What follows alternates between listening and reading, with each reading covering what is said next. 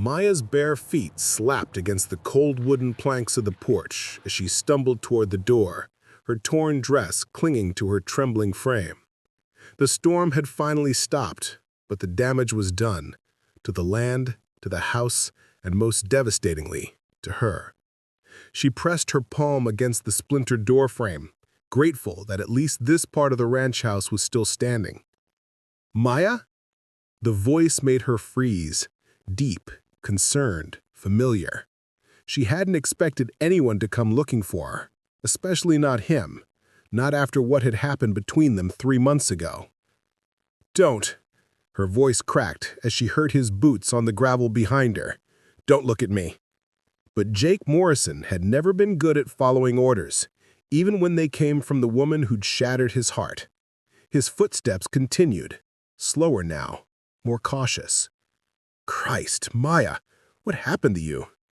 She could hear the shock in his voice, could imagine his dark eyes taking in the purple bruises that painted her arms like grotesque watercolors, the split lip, the way she held her left side as if something inside might be broken. She squeezed her eyes shut and turned away from him. "I said, don't look." Too late for that. His voice was closer now, just a few feet behind her. "Who did this to you?" The question hung in the air between them like barbed wire. Maya felt her throat close up, the words tangled somewhere between her chest and her mouth.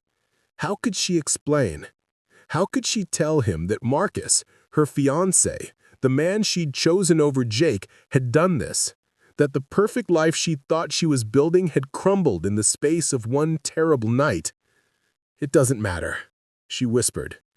"Like hell it doesn't."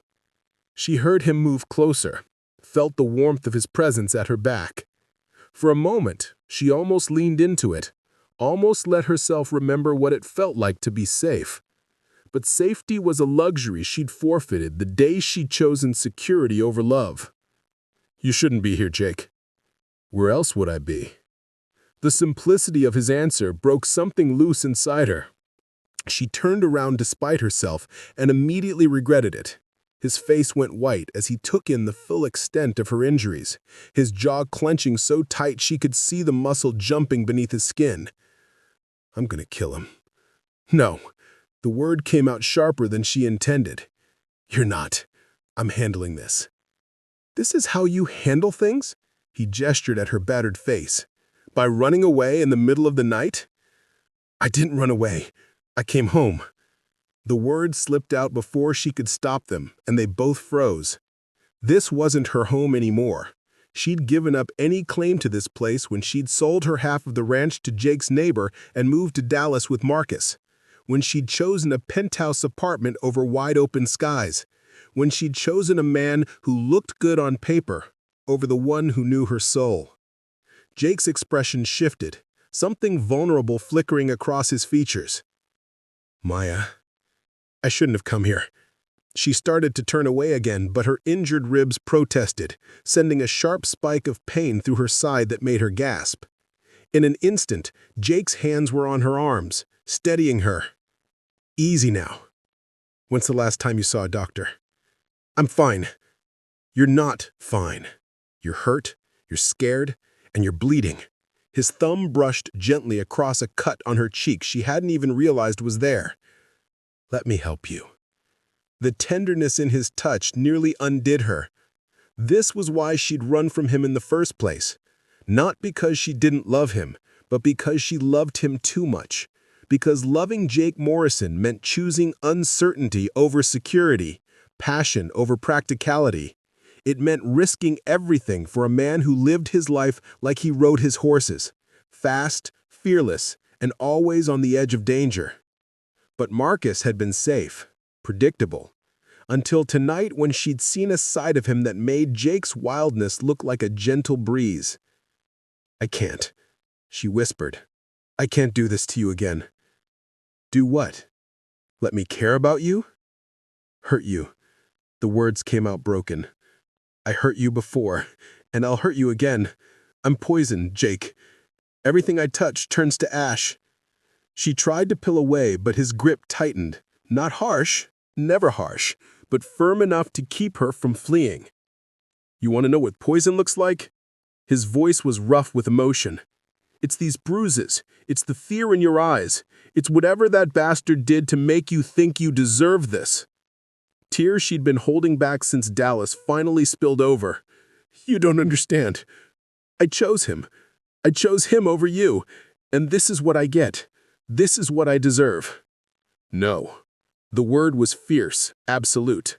No, you don't deserve this. You never deserve this. Before she could protest, he was sinking to one knee on the porch, right there in the debris from the storm. Maya stared at him in shock, her heart hammering against her ribs. Jake, what are you?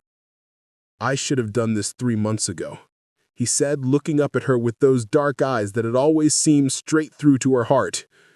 Before you got scared, before you convinced yourself that safe was better than real.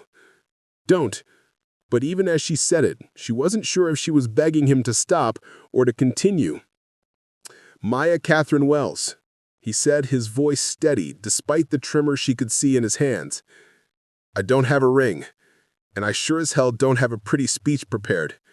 But I have a heart that's been yours since the day you threw mud at me by Miller's Creek when we were 8 years old. A laugh bubbled up from somewhere deep inside her, part joy and part hysteria. You hated me that day. I have loved you every day since. His eyes never left hers.